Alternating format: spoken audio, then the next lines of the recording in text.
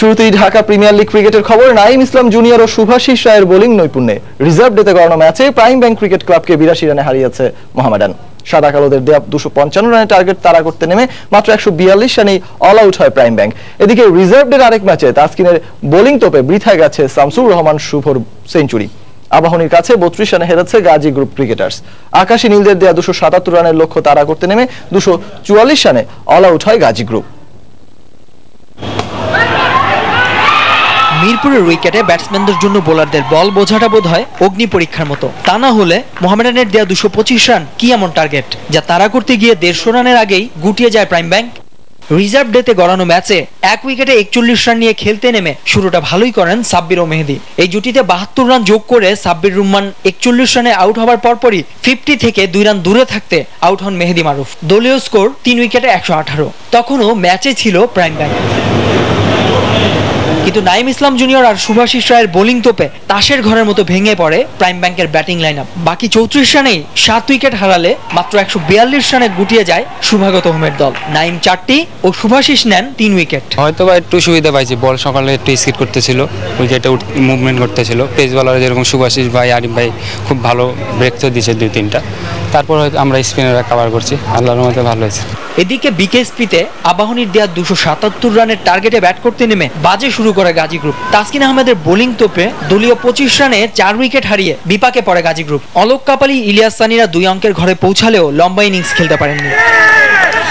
তবে এক পাশ আগলে রেখে রানের চাকা সচল রাখেন ফর্মে থাকা শামসুর রহমান শুভ। তুলে নেন লিস্টে ক্যারিয়ারের দ্বিতীয় সেঞ্চুরি। 13-4 আর 3 ছক্কায় গড়া 136 রানের ইনিংস তাসকিনের বলে এলবিডব্লিউ হয়ে সমাপ্তি ঘটলে নিভে যায় গাজী গ্রুপের জয়ের স্বপ্ন। শেষ পর্যন্ত 48 ওভার 1 বলে 244 রানে অল আউট হয় মোহাম্মদ সালাউদ্দিনের দল। 4 উইকেট নেন তাসকিন আহমেদ। নাসির সুলতান, সময় সংবাদ। দেখছেন খেলার সময়।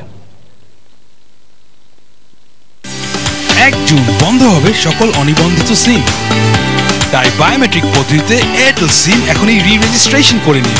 আর এয়ারটেল সিম রি-রেজিস্ট্রেশন করলেই নিশ্চিত 100 টাকার বোনাস টক টাইম সাথে স্মার্টফোন জেতার দারুণ সুযোগ। বাস দেরি করলেই লস। আজই রি-রেজিস্ট্রেশন করুন আর জিতুন নিশ্চিত বোনাস টক টাইম আর স্মার্টফোন। এয়ারটেল, দেশের সেরা স্মার্টফোন নেটওয়ার্ক। দর্শক, আমরা সরাসরি চলে যাচ্ছি হান্নান ভাইয়ের কাছে।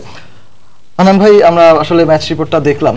প্রথমে আসলে আবাহনীর ম্যাচ নিয়ে একটু কথা বলতে চাই। আপনি যেহেতু আবাহনীর সহকারী কোচ হিসেবে এবার দায়িত্ব পালন করছেন এবং আপনি তো অবশ্যই বাংলাদেশ জাতীয় দলের সাবেক ক্রিকেটার, সেক্ষেত্রে আপনার পরিচয়ের বিশেষণ দেওয়ার প্রয়োজন নেই। ছোট্ট করে যেটা জানতে চাইবো সেটা হচ্ছে কি, আবাহনীর এই ডিপিএল এ বড় দল হিসেবে যে পারফরমেন্স, বড় দলের তকমা লাগানো যে পারফরমেন্স, সেটি আসলে কতটুকু যথোপযুক্ত হয়েছে বলে মনে করছেন? আসলে অকশন হওয়ার পর, প্লেয়ার বাই চয়েস হওয়ার পরে সবাই কিন্তু ধারণা করেছিল, মিডিয়া থেকে শুরু করে সবাই বলেছে মুখে মুখে যে আবাহনী চ্যাম্পিয়ন টিম বা খুব ভালো টিম হয়েছে। বাট আপনি যদি ভিতরে ঢুকে টিমটাকে দেখেন তাহলে কিন্তু কিছু কিছু জায়গায় গ্যাপ রয়ে গিয়েছে। মানুষ হয়তো চিন্তা করেছে তামিম, সাকিব বা তাসকিন রয়েছে, কিছু নাম রয়েছে, সৈকত বা শান্ত, এদের নাম সবাই বলছে। বাট আপনি দেখবেন সাকিব কিন্তু সুপার লিগ থেকে, নেক্সট ম্যাচ থেকে পাবো, যেহেতু আজকে তারা হেরে গেছে। বাট আপনি ওভারঅল যদি টিম কম্বিনেশনটা দেখেন, কিছু কিছু জায়গায় গ্যাপ রয়েছে। প্রতিটা টিমের লোয়ার অর্ডারে কিছু ব্যাটসম্যান রয়েছে যারা বড় শট খেলতে পারে। যেখানে আমাদের রাজু 7 নম্বরে ব্যাট করছে, তারপরে কিন্তু তেমন কোনো ব্যাটসম্যান নেই যে বড় রান করতে পারে।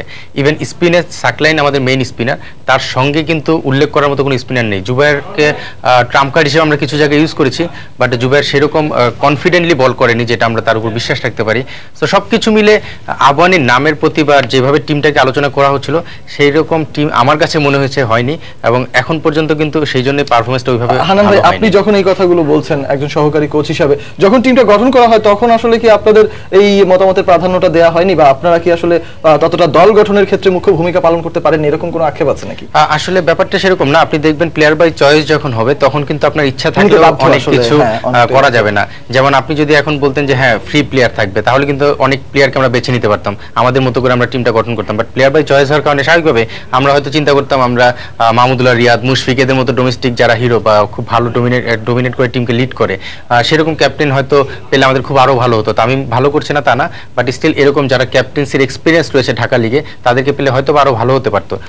আর প্লেয়ার বাই চয়েস হলে আসলে এরকম হবে, যেটা এই লিগে দেখা যাচ্ছে সব টিমই মোটামুটি ব্যালেন্স বলতে হবে। যাই হোক, অবশ্য এই ক্ষেত্রে আপনারা একটা বেনিফিট পাচ্ছেন যে সাকিবকে আপনি নিজেই বললেন এই মুহূর্তে যে আসলে পরের ম্যাচ থেকে দলে পাচ্ছেন, যেহেতু কলকাতা টুর্নামেন্ট থেকে আইপিএল থেকে আউট হয়ে গিয়েছে আজকের ম্যাচে হেরে।